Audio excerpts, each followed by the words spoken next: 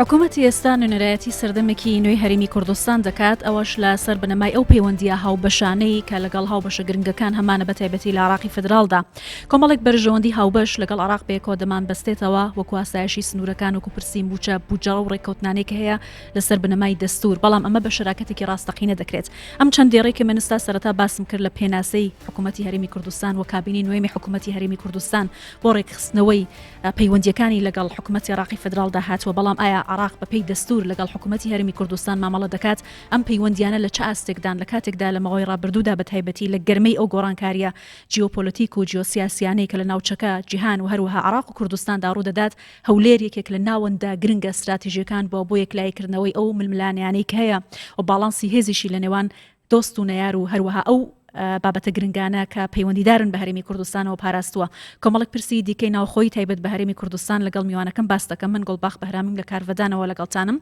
بەڕێز دکتۆر جوتیار عادل سەرۆکی فەرمانگەی میدیا و زانیاری حکوومەتی هەرێمی کوردستان لە کارڤدان ئەم جارە میوانمە دکتۆر زۆر بەخێر بێ. زۆر سپاس. با هەر بە پێناسەی پەیوەندیەکانی هەولێر و بەغداوە دەست پێ بکەین کۆمەڵێک ئاڵۆزی لە ماوەی چەند ساڵی ڕابردوودا هەبووە بەتایبەتی ئێستا کە ئیتر ئیدارەی دەوڵەت و هاوپەیمانیە حکوومەتی هەرێمی کوردستانیش بەشێکی سەرەکی بووە لە دروستبوونی ئەو ئیدارەیە چۆن دەڕوانە داهاتوێن پەیوەندیانە گەشتبینن؟ لە سەرەتای دروستبوونی عێراقی نوێ حکوومەتی هەرێمی کوردستان ڕۆڵی هەبووە لە دامەزراندنی ئەم ئیدارە نوێیە و حکوومەتە نوێیە و تەنانەت حکوومەتەکان یەک لە دواییەکی بەغدا و ئێستاش هەمان بەو ئیرادەیە ئەوێ هاوکار بێ و دەستی هاوکاری و ببێتە بەشێک لە چارەسەرکردنی ئەو کێشە و گرفتانەی کە لە نێوان خودی هێزولانە سیاسەکانی عێراق نەک تەنها نێوان هەرێمی کوردستان و عێراق بۆیە حکوومەتی هەرێم بە قەناعەتەوە پێی وایە کە پێویستە عێراقێکی سەقامگیر پێوەستە بە هەرێمێکی سەقامگیر هەرێمی کوردستانێکی سەقامگیر و گەشە سەندنی هەرێمی کوردستان لە قازانجی هەموو گەلەکانی عێراقە بۆیە لەو سونگەیەوە بەردەوام حکوومەتی هەرێم بە تایبەت کابینەی نۆیەم بە سەرکردایەتی بەڕێز کاک مەسعود بەرزانی هەوڵی ئەوە داوە کە ببێتە پردی چارەسەرکردنی گەشە و گرفتەکان و هەروەها ببێتە نمونەیەکی جوان بۆ سەرجەم پارێزگاکانی عێراق و گەلەکانی عێراقەوە لە ڕووی عەمەلیەوەش ئەمە سەلمێنراوە بۆیە ڕۆیای حکوومەتی هەرێمەوەیە کە بەردەوام ینی چارەسەر بدۆستەوە ئەوە نەبێتە گرفتیان بربەست بۆ گەشە سەندنی هەموو عێراق بەڵام بابەتێکەیە کە گرنگە ئەویش مەسەلەی مەسئولیەتی تاریخیە و بەرپرسیارەتی مێژووی و هەروەها بەرامبەر گەلەکەمانە کە لە دەستورە هەموو مافەکانی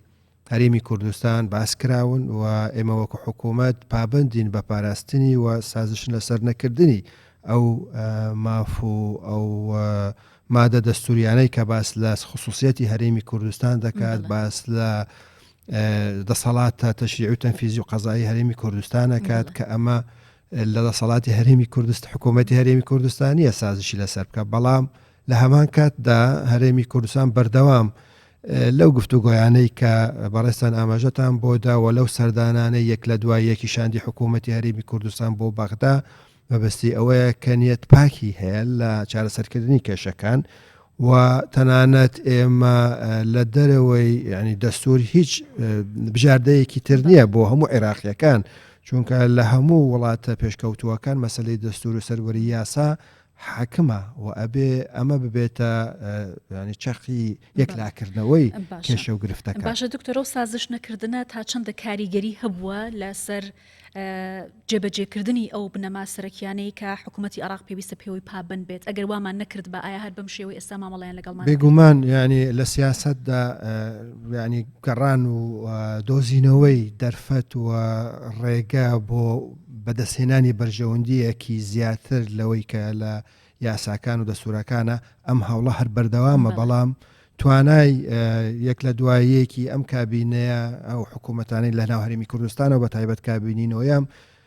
ینی هەوڵدان بوو لەوەی ڕێگری لەو بابەتە بگرێت کە لە دەرەوەی دەستور هەوڵ بدرێت لە ڕووی سیاسیەوە ئەو مافانەی کە هەرێم هەیەی زەوت بکات دەتوانم بڵێمیان هەوڵ بدات بەسەریا پاس بدات ئێمە نەمان هێشتووە ئەم بابەتە ڕوو بدات و بە هەموو شێوازێک ئێمە لەگەڵ ئەوە بووین کە چارەسەر بدۆزرێتەوە هەرچەندە چارەسەر هەیە ئەین چارەسەر یاسایی دەستوری هەیە بۆ ئەو گرفتانەی کە خواست بۆ چارەسەرەکە هەیە لەلایەن بەغداوە ئێمە هەندێک بابەت هەیە بۆ نمونە ئەگەر مەسەلەن مووقفی بەڕێز سوودانی مووقفێکی جوامێرانەیە و هەوڵەدات بۆەوەی کێشەکان چارەسەر بکە، بەڵام بێگومان یعنی هەندێک بربەست و گرفتیش دروستەکرێ بەرامبەر بە خودی هەردوو حکوومەتەکە ئەگینە ئەم شتەمان ینی هەستمان پێ کردووە و بێگومان ینی هاتنە پێشەوەی حکوومەتی هەرێمی کوردستان و پەیوەندی ڕاستە و خۆیەکەی بەڕێز مەسعود بەرزانی لەگەڵ بەڕێز سوودانی ڕۆڵێکی بەرچاوی بینی لەوەی کە بتوانین کێشەکان تۆزێ هێور بکرێنەوە و بەرژەوەندێکی هاوبەش کۆمانەکاتەوە ئەویش کە بەرژەوەندی گشتیە بەرژەوەندی پاراستنی دیموکراسی فدرالیە لە عێراقا، چونکە ئێمە لەو بڕواایەدەن کێشەی عێراق تەنها وابەستەی تەنها هەرێمی کوردستانە نییە، ئێشە عێراق کێشەیەکی هەیکەلی سیاسیە، واتە ئەم گۆڕانکاریەش کە لە 2023 ڕوویدا بۆ ئامانجی ئەوەیەکەوە عێراق نەگەڕێتەوە بۆ مەرکەزیەت و بۆ احتیکارکردنی دەساڵات لەلایەن لایەنێکیان لەلایەن کەسێک، بۆیە ئەبێ لەلایەن عێراقیەکانیش ئەمە زۆر ڕوون بێ کە ئەو هەوڵانی حکوومەتی هەرێمی کوردستان بۆ چەسپاندنی ئەو پرینسیپە سیاسی و دیموکراسی و فدرالیە کە لە دەستورە هاتووە، یعنی هەرێمی کوردستان تەنها بیر لە خۆی ناکاتەوە کەەوە تەنها هەرێم نە بیر لەوە کاتەوە کەەوە عێراقێکی سەقامگیر عێراقێکی دیموکراس لە بەرژەوەندی هەموو گەلانی عێراقەوە لە مێژویش ئەمە سەلمێنراوە، ینی کاتی خۆی بارزانی ڕەحمەتی کە لە ماوەیەکی کورد توانی دەستکەوتێکی گەورە بۆ گەلی کوردستان بەدەستبێنێ ئەوش مەسەلەی ئۆتۆنۆمیە ئەیوت دیموکراسی بۆ عێراق و ئۆتۆنۆمی بۆ هەرێمی کوردستان، جا بۆیە ئەبێ عقلیەتی سیاسی عێراقی بگەنە ئەو قەناعەتە، ئەبێ بزانن کە ئەمڕۆ عێراق لەسەر مەحەکە ئەبێ سیستەمی دیموکراسی بچەسپێ، ئەبێ سیستەمی فدرالی وەکو خۆی پەیڕەو بکرێ، ئەبێ سەربەخۆیی دادگا هەبێ، سەربەخۆیی لە دامەزراوەکانە هەبێ، ئەوانەی کە پێیوەستن بە مەسەلەی شەفافیەت و چاودێریکردنی داهات و خەرجی حکوومەتی عێراقی. دکتۆر حکوومەتی هەرێم توانیوەتی باڵانسی هێز لە نێوان دۆست و دژمنەکانی داڕا بگرێت بە تایبەتی کاڵتەرناتیڤی دیالۆگ و گفتگۆی لە هەڵبژاردووە بەرامبەر بە هەموو ئەو هێرشانی کە دەکرێتە سەری چوونی جەنابی سەرۆکوەزیران بۆ ئەمریکا، سەرۆکوەزیرانی هەرێمی کوردستان، دواتر سەردانی سوودانی، ئەمانە تا چەندە کاریگەریان لەسەر پرسە ناوخۆیەکانی هەرێمی کوردستان هەیە، توانیوێتی وەکو کارتێکی باش بەکاری بهێنێت؟ طبعا لە کەلتوری سیاسی کوردستاندا بە تایبەت لە سەرکردە کوردەکانی یەک لە دوایەک کە بەرخودان و خەواتیان کردەوە بەدەستهێنانی مافەکانە لە مێژوویە بە هیچ شێوەیەک کوردستان وە کورد وەکو نەتەوە یەک بستی خاکی بێگانەی داگیر نەکردووە و بە هیچ شێوەیەک نەبووتە مەترسی لەسەر هیچ نەتەوەیەک لە ناوچەکەیە، تەنانەت حاڵەتێک نەبێ ئەمەش ینی باس ناکرێت لەبەرەوەی لەم ناوچەیە بەدەیان بە سەدان ململانێ و لە نێوان گەلەکانە دروستبووە بەداخەوە بەردەوام خەڵکانی تر تەجاوزیان لەسەر خاکی کوردستانیان کردەوە، بۆیە ئەمە کەلتورەکە لای سەرکردەکانی کورد و ئەم کەلتورەش ئێستا بە زۆر بە جوانی پەیڕەوە کرێ و هەرێمی کوردستان بە هیچ شێوەیەک هیچ ئەجندا پلانێکی نییە دژایەتی هیچ لایەنێک و لەو چوارچەوەی هەوڵەداکەوە ئەو بەرژەوەندە هاوبەشانە کە هەن گەشەی پێ بدات و هەروەها گەشە بەو پەیوەندیانە بکات و بتوانێت کە هەرێمی کوردستان بتە شوێنێکی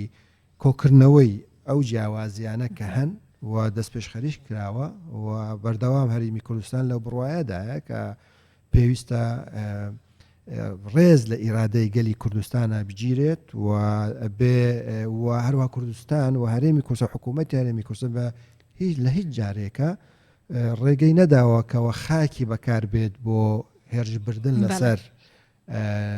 دراوسەیەکان و لە هەمان کاتشدا ئەبێت دراوسەیەکانش ڕێز لە سەروەری هەرێمی کوردستان و عێراق بگیرێت، بۆیە سەردانەکانی بەڕێز کاک مەسعود بۆ ئەم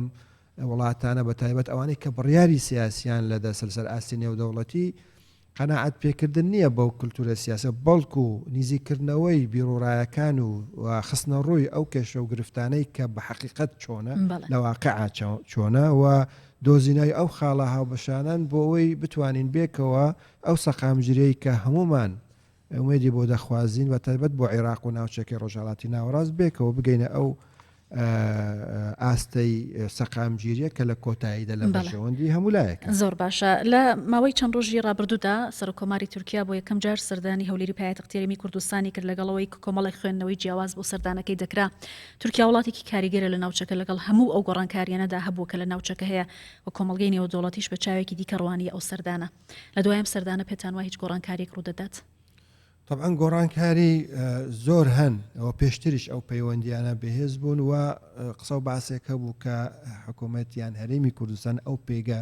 بەهێزەی هەرێمی و نێودەوڵەتی نەماوە. ئەم سەردانە و سەردانەکانی پێشووتری بۆ نمونە سەرۆکی فەڕەنسا و ئەو سەرکردانە گرنگانەی کاریگەریانە لەسەر ساحەی سیاسی نێودەوڵەتی سەردانی هەرێمی کوردستانیان کردەوە. بۆیە ئەم سەردانە چۆن وڵی ئەم ئەستوڕەی کەوە هەرێمی کوردستان ئەو پێگا گەورە و بەهێزەی نەماوە لە ناوچەکەیە ئەمەشکە بەڕاستی ئەم ئەستوڕەیەشکا. بۆیە ئەمە بەڵگەیەکە کەەوە هەرێمی کوردستان کاریگەری هەیە. هەرێمی کوردستان لەم ناوچەیە ناکرێت پراوێز بخرێ، ئەبێ هەرێمی کوردستان وەکو بکەرێکی کاریگەر و بکەرێک کە هەوڵی بەدیهێنانی سەقامگیری بەشێکی گرنگە لەم سیستەمەیە و ئەم سەردانەیە ئەوەش نیشان دەدات کە ینی ئەگەر جەنابەت تێبینیت کردی بێ هەر سەرکردەیەکی وڵاتێکی چ ناوچە لە سەرئاسی نێودەوڵەتی سەردانی بەغدای کردووە هاتۆتە هەولێر. بۆیە بڕیاری سیاسی ئەمڕۆ لە عێراقا بڕیارێکی تەنها لە بەغدا نابێ وەربگیرێت، ئەبێ بڕیارەکە بە هاوبەشی هەولێر و بەغدایە بۆەوەی بتوانین ئەم گەشتە بە سەلامەتی بیگەینە کەنارێکی ئارام و تاریخی ئەو ململانەیە کە بەداخەوە لە نێوان حکوومەتەکان حکوومەتی عێراقی لە دژی گەلی کوردی کردووە هیچ ئەنجامێکی بەدوای خۆی نهێنا و هیچ شتێکی لێ چین نە و شین نەبۆتەوە. بۆیە ئەبێ ئەم قەناعەتە لە لای سەرکردە عێراقیەکانی دروست ببێ. ئەگەر بیر لە سەقامگیریەکی عێراق بکەن و ناوچەکەیە ئەبێ بیرلەوە بکەن کە بوونی هەرێمێکی بەهێز هەرێمێکی سەقامگیر هەرێمێک کە فعلەن بەپێی سیستەمی فێدرالی کیانێکی دەستوری دانپێنراوە ئەبێ مامەڵەیەکی دەستورانە لەگەڵ هەرێمی کوردستان. زۆر باشە دکتۆر. بەڵام دادگای فدرالی بەردەوام مەکوچەکێک بەرامبەر بە هەرێمی کوردستان بەکاردەهێنرێت. کۆمەڵێک بڕیار دەردەکات کە ئەوە لە ئەرک و دەسەڵاتەکانی دادگای فدرالی دانیە. بۆ نمونە و دوایین بڕیارەکەی سەبارەت بە کورسی پێکاتەکان لە پەرلەمانی کوردستان بۆ هەڵبژاردنی خولی شەشەم. پارتی دموکراتی کوردستان وەکو هێزێکی سەرەکی نیگەرانە لەم بڕیارانە، نایەوێتە ژێرباری ئەو بڕیارانە کە بەسەر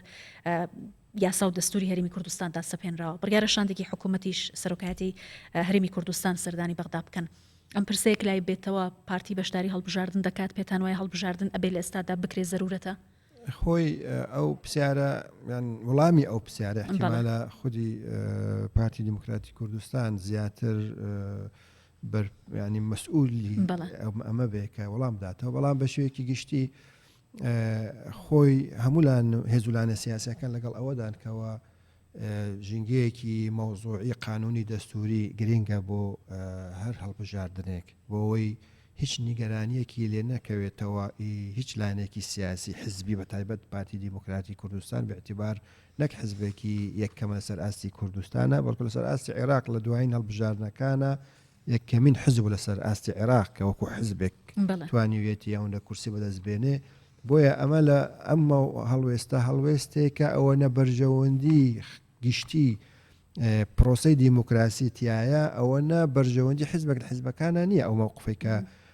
پارتی دیموکراتی کوردستان نێواندوێتی جا بۆیە بەپێی ئەو پێشهاتە سیاسیانە بەپێی ئەو مێژوێی و ئەو ئەزمونانێک کە لە مێژوەیە هەبووە پێویستە هەموو لانە سیاسیەکان ڕازی بن لەسەر ئەنجامدانی هەڵبژاردنێکی بێگرد و هەڵبژاردنێک کە بەڕاستی لە ڕووی دەستوریە و کێشەی نەبێت لە ڕووی قانونیەوە کێشە نەبێت چونکە حزبێکی گەورە وەکو پارتی بەیانی بەشدار نەبێ یاندان بە ئەنجامەکان نەدات بڕوا ناکەم ئەمە لە بەرژەوەندی پرۆسی دیموکراسی بێت لە کوردستانیان تەنانەت ئەمەش کاریگەریە بێت لەسەر خودی هەموو پرۆسە سیاسەکەی عێراق. بۆیە تا بتوانرێت یعنی ئەم هەڵبژاردنانە بەپێی ئەو هەڵو مەرجە سیاسی و مەوزوعی و قانونی و دەستوری بێ لەو بڕوایەدان لە بەرژەوەندی گشتی خەڵکی کوردستان بێت. جا بۆیە مەسەلەی بوون و نەبوونی ئەم هەڵبژاردنە پەیوەستەیە بەوەی کە سێ مانگی تر ینی دوا بخێنە نە ئەبێ ئەم دۆخە بگونجرێت کە مەبەستم چییە دۆخێکی مەوزوعی و قانونی دەستوریدا کە ئەمە بوو ئیتر ئەو کاتە توانرێ بە زووترین کات هەڵبژاردنەکان دیسان تهدید بکرێتەوە بۆ ئەنجامدانی ئەو هەڵبژاردن. باشە چاوەڕێ دەکەن کە بەغدا ئامادە بێت گوێ لە بۆچوون و مەرجەکانی هەرێمی کوردستان و پارتی دموکراتی کوردستان بگرێت بە تایبەتی لە دوای و سەردانانێک هەیە ئاسوویەک دەبینن کەم کێشانی تر بەرەو چارەسەر بچن. طبعا لە گفتوگۆیەکانە يعني وجهەی نظری حکوومەتی هەرێم زۆر وازەحە و گرفتەکانی زۆر وازەحن و پێشتریش بەڕێ سەرۆکی حکوومەت کاک مەسرور بارزانی ئاماژەیدا کە ئەگەر نیەتی چارەسەرکردن هەبێ هیچ کێشەیەک بەبێت چارەسەر نییە هەموو کێشێک چارەسەری خۆی هەیە و دیارە قانونی هەیە دەستوری هەیە ئەمە هەمووی ڕێگە چارەیەکن ئەگەر نیەتەکەوێ بۆ چارەسەرکردن گرفتەکان بۆیە ئێمە وەکو تەجروبەی حکوومەتی هەرێمی کوردستان لەو 4 ساڵە یان زیاتر شاندی حکوومەتی هەرێمی کوردستان کە لە بەشێکا بەشدار بوو بەردەوام لە گفتوگۆیە بووە هەندێک بابەت هەبووە بەمەبەست ڕێگریانەگرت هەندێک بابەت هەبووە تێگەشتنیەک لە دروست بووە بەڵام لەو بڕواایەدا واقعی نێودەوڵەتی و واقعی عێراق وا ئەسەپێنێت کە ناکرێ تۆ شتێک بە زۆری بەسەر لایەنێک بسەپێنی بۆ تەنها بیر لە بەرژەوەندەکەیەکانی خۆت بکە چکە ئەم جۆرە سیاسەتە هیچ ئەنجامێکی نەبووە ئەگەر سەیری مێژووی عێراق بکەیت بۆیە شەراکەتی حەقیقی و تەوازن و تەوافق و باڵانس لە بڕیاری سیاسی ئەمە مەرجێکی سەرەکیە نەک تەنها بۆ هێشتنەوەی ئەو دەستکەوتانەی هەرێمی گەلی هەرێمی کوردستان بەدەستیان هێناوە و چەندین هەزار لاو و گەنجی ئێمە قوربانیانداوە خوێنیان ڕۆشتووە لەسەر ئەم خاکە بە ئاسانیە تۆ دەستبەرداری بێ ینی ئەمە ناکرێت بە چاوێکی کەم سیر بکرێت جا بۆیە ئەگەر قیاداتی سیاسی لە عێراق ئەم تێگەشتیان هەبێ لەو بڕوایەدام هیچ کێشەیەکی گەورە لە نێوان ئێمە و ئەوان نامێنێت ئیتر لەسەر ئاستی حکومڕانیە لەسەر ئاستی دیموکراسیەتە لەسەر ئاستی جێبەجێکردنی دەستورە و تەنانەت سەبارەت بەو محکەمەی ئیتیحادی ئێمە وەرەقەیەکی سیاسی لەگەڵ بەرنامەی حکوومەتی سوودانی کە پەسەندکرا لەو وەرەقەیە ئێمە خۆمان داوامان کردەوە کە ئەبێ قانونێکی تازەی محکەمەی ئیتیحادی تەشریع بکرێت ئەمە یەک لە مەرجە تەشریعیەکانی پێکهێنانی حکوومەتی بەڕێ سوودانیە لە هەمان کاتشدا قانونی مەجلیسی ئیتیحادیش کە ئەڵێ ئەبێ لە ماوەی 6 مانگە جێبەجێ بکرێت بۆیە ئەوەی کە لەسەر حکوومەتە و گەلی کوردستانە کە زۆر جار قسە و باسەکرێت کە هەرێمی کوردستان خەتابارەکەن هەندێک لایەن کە مەرامێکی سیاسیان هەیە و بەداخەوە ڕەئی گشتیش تۆزێ بەشێک بەو ئاراستەیان بردو کە ئەمە هیچ بنەمای نییە ئەوەی کە ئێستا سەیری ئەم اتفاقە سیاسە بکەن یان ئەو وەرەقە سیاسی کە بووە ئەوی بنامای دروستبوونی حکوومەتی بەڕێز سوودانی با سەیری بکەن کە چەندی جێبەجێ نەبووە و چەندی جێبەجێ بووە ئەوەی ئێمە دراساتمان کردووە ینی ئەگەر سەتات دەی جێبەجێ کرابێت بۆیە ئەم بابەتە پەیوەست نییە بەوەی کە حکوومەتی هەرێم یان هەرێمی کوردستان ناوێ ڕێبکەوێنە بە پێچەوانەوە حکوومەتی هەرێم هیچ بیانوویەکی بۆ حکوومەتی عێراقی نێشتووە لەسەر هەموو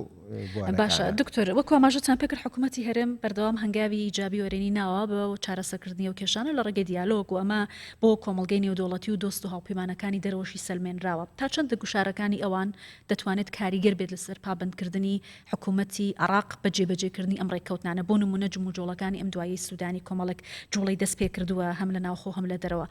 ڕێگەی پێدەدەن وەکو خۆی بەرکی خۆی هەڵبستێت علاقات دەولیە گوشار هەیە بەڵام حەدی هەیە بەرژەوەندی هاوبەش هەیە و بێگومان ئەمریکا کاریگەری هەیە لە عێراق و ڕاستە ئەڵێن وەکو پێشتر بەو ئاستینێ بەڵام ئێستاش ئەمریکا کاریگەری هەیە ئەمریکا بەرژەوەندی هەیە لە منتقەکە منتقێکی گەرمە منتقەیەکە دژە بەرژەوەندی لێ دروستە بێ ئەگەر وڵاتێکی زلهێزی وەکو ئەمریکا حزوری نەبێ هەرێمی کوردستان بۆ ئەمریکا گرینگە و ئەگەر سیرکەی لە منتیقەکەیە تاکە دۆست و هاوبەشی ئەمریکا بەڕاستی هەرێمی کوردستانە یعنی ئێستا تورکیات هەیە ئێرانت هەیە سووریات هەیە عێراقت هەیە بەڵام ئەو هەڵوێست و ئەو جۆرە نزیک بوونەوەی لە بەهایەکانیشە هەرێمی کوردستان لە سەر و لیستەکەیە بە نسبەت ئەم لەو ڕوانگەیەوە بۆیە تاکە دۆست و هاوپەیمانی ئەمریکا لەو منتیقەیە لەو بڕوایەدەم هەرێمی کوردستانە بۆیە هەرێمی کوردستان چقی یەکلاکردنەوەی ململەکانە بەڵام لە هەمان کاتدا ئەگەر بێت و هەرێمی کوردستان هەر بەو ئاراستەیە ببرێت کە لاواز بکرێ نەگەلی کوردستان ئەمە قبوڵەکە ئەوە نەش لە بەرژەوەندی تەنانەت زلهێزەکانی شەبێت باڵانسی ڕاگرتووە بەڵێ ئەکید ئەم بەڵانسەی ڕاگرتووە بەڵام دیسانەوە هەرێمی کوردستان ڕۆیایەکی وازە هەیە لەو بارەوە ینی هەرێمی کوردستان بیر لەوە کاتەوە کە سەقامگیری بۆ هەرێمی کوردستان مسۆگەر بکات ئەو سەقامگیریەش لە ئەنجامی ئەوەیەکەوە دۆستی هەموو هێزولانە سیاسیەکان بێ دۆستی دراوسەیەکان بێ دۆستی زلهێزەکان بێ چونکە هەرێمی کوردستان بەرژەوەندی باڵای خەڵکی کوردستانە ئەولەویەتە هیچ بەرژەوەندیەکی ترانە و کە یەک لەوانە پاراستنی ئەزمموی هەرێمی کوردستانە بۆیە ئەم ڕۆیای هەرێمی کوردستان هێشتوێتی هەرێم بمێنێتەوە ئەگینە ئەگەر بەو ڕۆیایە نەبووایە زۆر جار هێنێک هێزولانە سیاسی احتیمالە لەگەڵ هەندێک وڵاتە بەرژەوەندی خۆیان زاڵ کرده بێ لەسەر بەرژەوەندی هەرێمی کوردستان کە ئەمە لە لای نەحکوومەتی هەرێمی کوردستانەوە نە لە لای پارتی دیموکراتی کوردستانە بۆیە ئێستاش هەرێمی کوردستان ماوەتەوە جا بۆیە هەرێمی کوردستان هیچ کەسێک بە دژمنی خۆی نابێنێت و بەڵام لە هەمان کاتشدا هەرێمی کوردستان بەردەوام داوای ئەوە کردووەکەوە سیادەی و سەروەری هەرێم بپارێزرێ و دەستکەوت و ئەو ئەزمونەی هەرێمی کوردستان ئەبێ بپارێزرێ و بە هیچ شێوەیەک سازش لەسەر ئەم دەستکەوتانە ناکات هەر چۆنێک بێەوە مێژوش سەلماندوویەتی ینی بەردەوام بەرگری کردووە و سەرکەوتوو بووە. باشە دکتۆر دۆخی ناوخۆی هەرێمی کوردستان لێک نزیک بوونەوەی لایەنەکان بەگشتی تا چەندە کاریگەری لەسەر بەدیهاتنی و ئامانجانە هەیە وکو بەرژەوەندی گشتی و بەرژەوەندی هەرێمی کوردستان و پاراستنی و قوارە هەیە لە کاتێکدا بەڕێزت ئاماژت بە چەند خاڵێکی گرنگ کرد هەندێک لایەن هەن کە دژی ئەو بەرژەوەندیانە دەوەستنەوە توانیوێتی هەرێمی کوردستان بە هەماهەنگی لەگەڵ لایەنەکانی تر ئەم پرسە گرنگە پێکەوە گرێ بدات یا ڕێگری لە بەردەمیدا چییە؟ ببوورە ئەم چەمکایان ئەم بابەتەی یەک ریزی وەکو پرۆپاگەندەیەکی سیاسی بەکارێت ئەگینا مە پرسیارێ بکەین ئەو حکوومەتی هەرێم کابینەی نۆیەم ئایا کابینەی یەک حزبە یان حکوومەتێکی ئیتلافیە یان تەحالوفە حکوومەتێکی تەحالوفە ئەو حکوومەتە سێ حزبی سەرەکی تایە واتە بەشدارن لە بەرژەوەندیەکانە بەشدارن لە دەستکەوتەکانە بەشدارن لە بڕیارەکانە دەستخۆش هیچ بڕیارێکی ناو ئەنجومەنی وەزیرانە بە زۆرینە نەدراوە هەمووی یان ئەوەتە بە ئیجماع بووە یانە بۆیە مەفهومی یەک ریزی یعنی کە هەندێک لایەن داواکەن ئەمە هیچ ینی وەکو پرۆپاگەندەیەکی سیاسی سێرەکرد ئەگینا بۆ لە حکوومەتە سێ حزب هەیە بۆ لە حکوومەتە ینی بەردەوام بڕیارەکانە سیاسەتەکانە هەموو بە هاوبەشی بەڕێوە ئەبرێت و دەسەڵات دابەزێنراوە و زۆر شت کراوە ینی ئیتر بۆ یعنی ئەمە بەڕێی من وەکو عەرەبەڵێن ڕەد الڕەمات عەلە العیون ینی خستنە ڕووی خۆڵ بە چاوی خەڵکە کە خەڵک زۆر زۆر وریاتر و شارەزاترە لەوە بۆیە حکوومەتی هەرێمی کوردستان کە لەو حیزبە پێک هاتووە ئەبێ بە یەک هەڵوێست لەگەڵ حکوومەتی عێراق و لەگەڵ حکوومەتەکانی دەوروبەرش قسە بکە و گفتوگۆ بکە بەڵام لە کاتێکە بینیت ئەمە ئەشکێندرێت چۆن یعنی بۆ خەتای حکوومەتە بۆ خەتای حزبی وەکو پارتیەکە وەڵا یەک ڕێزی نەپارە ئەمە ئەسڵ و ئەساسی نییە بۆیە لە سەرەتاوە کە پابەندە ئەبن و وعدەدەن ئەبێ بێکەوە هەموو شتێ بکرێ لە نیوەی ڕێگەیە تۆ بەجێ بێڵن تر ئەمە لۆمەی خۆیان بکەن بۆیە ئەو حکوومەتە حکوومەتێکی یەک ریزە حکوومەتی هەموو حزبولانە سیاسەکە نەکتەنە حزبولانە سیاسەکە ی هەموو خەڵکی کوردستانە ئێستاش ئەو حکوومەتە لەو سێ حزبە سەرەکیە پێدێت ئیترەمە واقعەکە ینی ئەبێدانی پێ بدەین زۆر باشە بەس لە کۆتاییشدا ئەمەوێ سەبارەت بە کۆبوونەوەی ئەمڕۆ ئەنجومەنی وەزیران لە بەڕێزت پرسم دیارە